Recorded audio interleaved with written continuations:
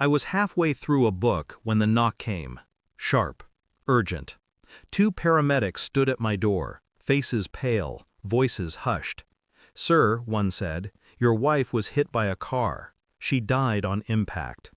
The words didn't land. They hovered, hung in the air like smoke. I shook my head slowly. No. She's upstairs, watching TV. They exchanged a glance. Uneasy. Pity mixed with confusion. I led them up the stairs, my hand grazing the wall for balance. She was there, exactly where I left her. Legs curled beneath a blanket, remote in hand, smiling faintly at the screen. The younger medic raised his hand, trembling. "Sir," he whispered, "don't get any closer. We saw the body." That... He stopped. The air thickened, and in that pause, I realized the ground beneath my life had cracked. I watched her laugh at the sitcom glow, every detail so familiar, yet now foreign. If she had died on that street, who was this woman in front of me? The medics backed away. One muttered something about calling dispatch. But I stayed. I studied her, the curve of her jaw, the mole near her collarbone, the tilt of her smile. Everything matched, but something didn't. She turned to me finally, eyes calm. "What's wrong?" Her voice. That was it. Softer, too careful. My chest tightened. A thought I didn't want forced itself in. What if the woman I'd been living with wasn't who I believed? I forced myself to nod. Nothing. But inside, suspicion rooted itself. Cold, silent, unshakable. The days after blurred, yet each one carved deeper into me. I started small. I checked her phone when she showered, numbers saved under false names, messages deleted too neatly. I looked at her handwriting, shopping lists, notes, tiny differences, rounded letters where hers had always been sharp.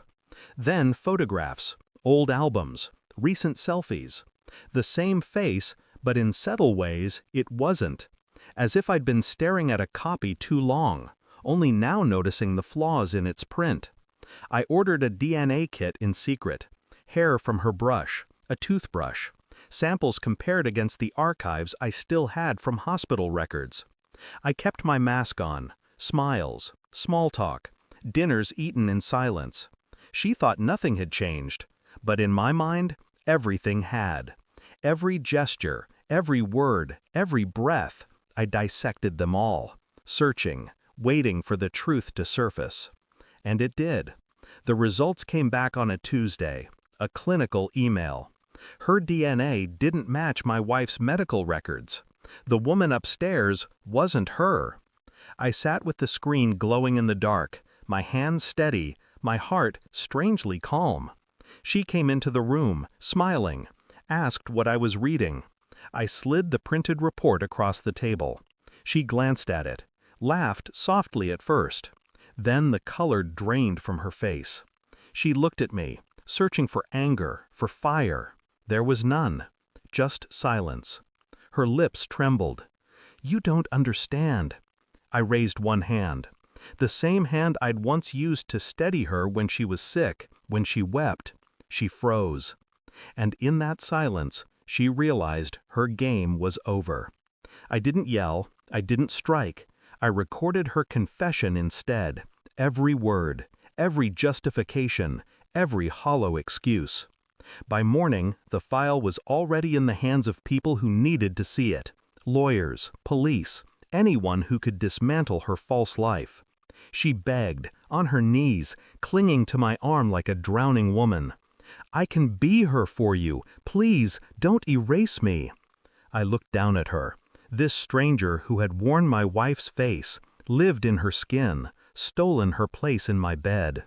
"You already erased her," I said. Quiet, precise, final. Her sobs tore through the walls, but I didn't flinch. Sometimes revenge isn't fire, it's ice. And ice doesn't melt, it endures. The house is hollow now, empty frames, rooms stripped of warmth. I sit in the silence she left behind. Not grieving, not relieved, something colder. I think of the woman I lost, my real wife, struck down on the street, faceless in the morgue. And then I think of the woman I lived with after, a lie wrapped in familiar skin. 2 deaths, 1 body, both gone. But me? I remain. Not broken, not healed, just awake. And when I close my eyes at night, one truth cuts sharper than all the rest. It's not the body that betrays you. It's the smile that makes you believe it's still hers. Thanks for watching. Don't forget to like, share, and comment. Subscribe now to Cheating Stories Insight World for more amazing stories.